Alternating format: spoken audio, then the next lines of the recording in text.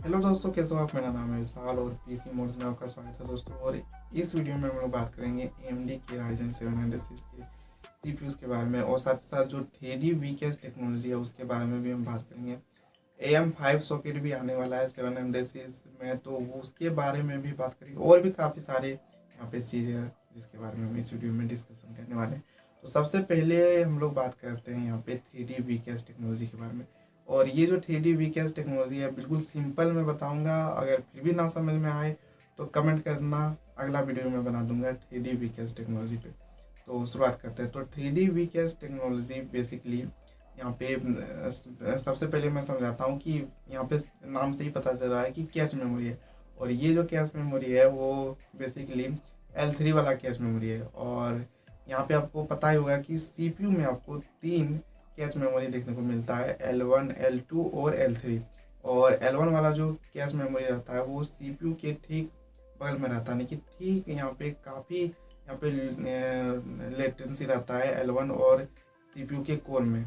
और CPU के core को इमेजिन कर लेना यहाँ पे ट्रांजिस्टर से। यहाँ पे CPU के कोर में बेसिकली ट्रांजिस्टर ही रहता है, और ट्रांजिस्टर में यहाँ पे इमेजिन कर लेना एंड और यहाँ पे नॉट और वाले जितने भी गेट्स आते हैं उसमें। तो ये जो ट्रांजिस्टर है वो बेसिकली 0101 का डिमांड करता है। और ये जो 0101 है ये काफ़ी स्पीडली डिमांड करता है। तो L1 कैश से यहाँ पे सबसे पहले डिमांड किया जाता है, और L1 कैश यहाँ पे काफ़ी फास्ट होता है। यहाँ पे 2 टेराबाइट इसका स्पीड होता है L1 कैश का, या फिर इससे भी ज़्यादा। यहाँ पे कंपनी रिवील नहीं करती है, लेकिन यहाँ पे कुछ सोर्सेज से यहाँ पे पता चला कि 2 टेराबाइट यहाँ पे L1 कैश का स्पीड रहता है। और ये काफ़ी कम साइज़ का होता है, यानी कि 5 से 12 किलोबाइट का होता है। और उसके बाद आता है आपका L2 कैश। L2 कैश यहाँ पे 4 MB का, या फिर बोल सकते हो कि 10 MB से नीचे तक का ही रहता है। उसके बाद आता है आपका L3 कैश, जो कि बोल सकते हो कि काफ़ी बड़ा बड़ा L3 कैश आपको देखने को मिलता है। तो बेसिकली जो L1 कैश है वो काफ़ी फास्ट होता है, उससे कम थोड़ा L2 कैश रहता है, उससे भी थोड़ा कम L3 कैश रहता है। उसके बाद जो L3 कैश मेमोरी है वो यहाँ पे रैम से यहाँ पे डेटा को मांगता है, यानी कि DDR5 रैम से मांगता है। वो DDR5 रैम यहाँ पे कुछ डेटा ऐसा होता है जो रैम में नहीं रहता है, जो कि स्टोरेज में रहता है, तो स्टोरेज से मांगता है। तो इस तरह से डेटा का पूरा यहाँ पे बैंडविड्थ बनता है एक CPU के कोर से लेकर यहाँ पे स्टोरेज तक। तो आपको ये समझ में आ गया। तो बेसिकली जो L3 कैश मेमोरी था, तो आपको पता ही होगा कि L1 और L2 से यहाँ पे ये ज़्यादा दूरी पर रहता था। तो इसी L3 कैश मेमोरी को यहाँ पे जो CPU के वेफर है उसके ऊपर में यहाँ पे इस तरह से चिपका दिया गया है। मतलब कि CPU के कोर के ये बिल्कुल चिपका हुआ है, मतलब कि उसके ठीक ऊपर में है, जिसकी वजह से यहाँ पे जो लेटेंसी है वो तो आपको काफ़ी कम देखने को मिलता है। मतलब कि जो L3 कैश है वो काफ़ी लो लेटेंसी का बन चुका है, जिसके कारण आपको जो परफॉर्मेंस में जंप देखने को मिलता है वो 15% है। और जो बोल सकते हो कि FPS है उसमें आप 25 FPS मान सकते हो कि आपको ज़्यादा यहाँ पे फ्रेम रेट देखने को मिलता है। तो इस प्रकार से यहाँ पे जो सिंपल जो कैच मेमोरी का जो फैब्रिकेशन है उसे चेंज करके यहाँ पे 15% या फिर 25 फ्रेम यहाँ पे ज़्यादा परफॉर्मेंस आपको निकाल कर दे रहा है यही 3D VCAS। और काफ़ी अच्छा बात है। यहाँ पे ना ही कोर आर्किटेक्चर को चेंज किया गया, ना ही और कुछ यहाँ पे फैब्रिकेशन प्रोसेस को और छोटा किया, और यहाँ पे आपको परफॉर्मेंस में जंप देखने को मिल गया। और अच्छा और बताऊँ तो L3 कैश बिल्कुल यहाँ पे सटीक यहाँ पे बैठा हुआ है। इसमें ना ही सोल्डरिंग का उपयोग किया गया है, ना ही यहाँ पे जो वायर है उसका उपयोग किया गया है कॉपर का। तो बिल्कुल ये चिपका हुआ है। और बात करें तो ये जो टेक्नोलॉजी पॉसिबल हुआ है, मतलब कि ये ऊपर में इसीलिए बैठा है क्योंकि यहाँ पे TSMC का जो 3D फैब्रिकेशन प्रोसेस है उसे AMD ने यूज़ करके यहाँ पे 3D VCAS को यहाँ पे डिजाइन किया गया है। तो इस प्रकार से आपको ये 3D VCAS देखने को मिलता है। समझ आया हो तो कमेंट में बता देना, और नहीं तो फिर एक नया वीडियो बनाऊंगा। अब बात करें अगर हम Ryzen 7 5800X 3D की, तो ये जो CPU है इसी 3D VCAS टेक्नोलॉजी पर बेस्ड है। और यहाँ पे आपको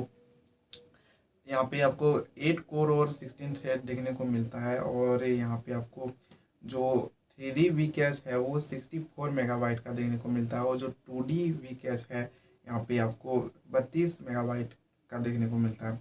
और टोटल जो L3 कैश है वो 96 मेगाबाइट का है। और L2 की बात करें तो यहाँ पे 4 मेगाबाइट है, और L1 की बात करें तो यहाँ पे 512 किलोबाइट का यहाँ पे आपको L1 कैश देखने को मिलता है। TDP के बारे में बात करें तो 105 वाट इस CPU की TDP है। और यहाँ पे जो फैब्रिकेशन प्रोसेस है वो 7 नैनोमीटर का है। और यहाँ पे अगर बात करें CPU सॉकेट की, तो अगेन मैं बता दूं कि ये जो CPU है वो AM4 सॉकेट वाले जितने भी मदरबोर्ड्स हैं उसके लिए लॉन्च किया गया है। जो यहाँ पे AMD के 700 सीरीज के जितने भी यहाँ पे CPU लॉन्च होंगे, और जितने भी यहाँ पे 700 सीरीज के जो AM5 मदरबोर्ड है उसमें ये सपोर्ट नहीं करेगा। मतलब कि एंड तक यहाँ पे एक CPU AMD ने यहाँ पे AM4 सॉकेट के लिए लॉन्च कर दिया है, वो यही है Ryzen 7 5800X 3D। और यहाँ पे अगर बात करें रैम और मेमोरी की, तो यहाँ पे आपको DDR4 रैम का सपोर्ट देखने को मिलता है, और PCI 4.0 का सपोर्ट देखने को मिलता है। अवेलेबिलिटी के बारे में अगर बात करें तो यहाँ पे मार्च से यहाँ पे 20 मार्च से 20 जून के बीच में या फिर 21 जून के बीच में देखने को मिल जाएगा ये CPU मार्केट में। तो इतना ही था इस 3D VCAS टेक्नोलॉजी और 3D VCAS वाले CPU में। अब बात करते हैं हम लोग 700 सीरीज के जो CPUs लॉन्च होने वाले हैं उसमें आपको क्या क्या देखने को मिलेगा। तो ये अब बात करते हैं हम लोग 700 सीरीज के बारे में। तो यहाँ पे आपको लेटेस्ट Gen 4 कोर देखने को मिलेगा, जो कि यहाँ पे 5 नैनोमीटर के फैब्रिकेशन प्रोसेस पर बेस्ड होगा। और ये जो कोर है वो काफ़ी ज़्यादा यहाँ पे फास्ट होगा, क्योंकि यहाँ पे आपको जो 5 नैनोमीटर का जो प्रोसेस टेक्नोलॉजी है ना वो काफ़ी ज़्यादा एपिक लेवल का बोल सकते हो, और काफ़ी ज़्यादा यहाँ पे परफॉर्मेंस में जंप देखने को मिलेगा। और इसी के साथ साथ यहाँ पे इस CPU में 3D VCAS टेक्नोलॉजी का भी उपयोग किया गया है। तो यहाँ पे अगेन थोड़ा सा अगर यहाँ पे और परफॉर्मेंस में जंप देखने को मिलेगा।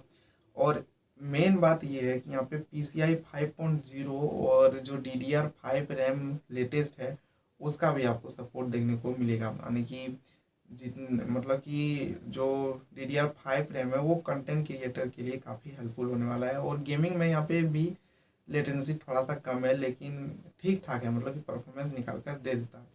और AMD ने इम्प्रूवमेंट तो किया ही होगा जेन कोर में, तो वो भी आपको देखने को मिलेगा ही।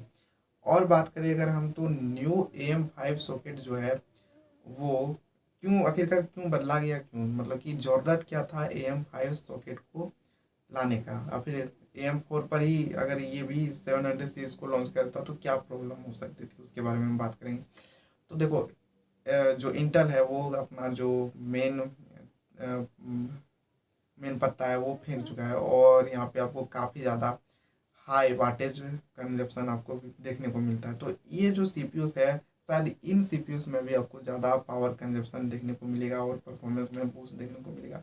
और शायद P और E कोर का भी यहाँ पे कॉन्सेप्ट मिल सकता है, मे बी। यहाँ पे अगेन कोई यहाँ पे ऑफिशियल स्टेटमेंट नहीं है P और E कोर के बारे में।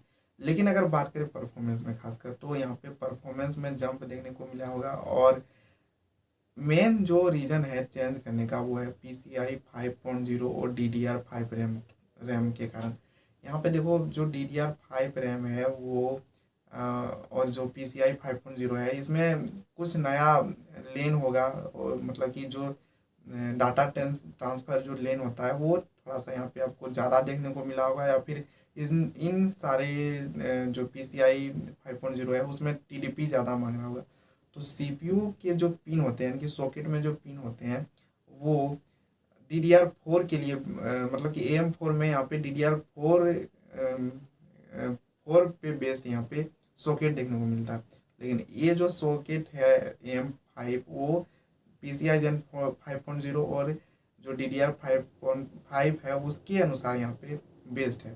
तो इसीलिए यहाँ पे जो सॉकेट है उसको चेंज किया गया है। तो ये जो 700 सीरीज का जितना भी CPU है वो आपको जुलाई से दिसंबर के बीच में लॉन्च होता हुआ दिख जाएगा और यहाँ पे काफ़ी अच्छा परफॉर्मेंस आपको निकल कर आ सकता है। अच्छा कमेंट में बताना कि क्या 700 सीरीज बीट कर पाएगा इंटेल के 12 जनरेशन को, उनकी ओल्डर लेग के जितने भी CPUs हैं, तो कमेंट करके बताना।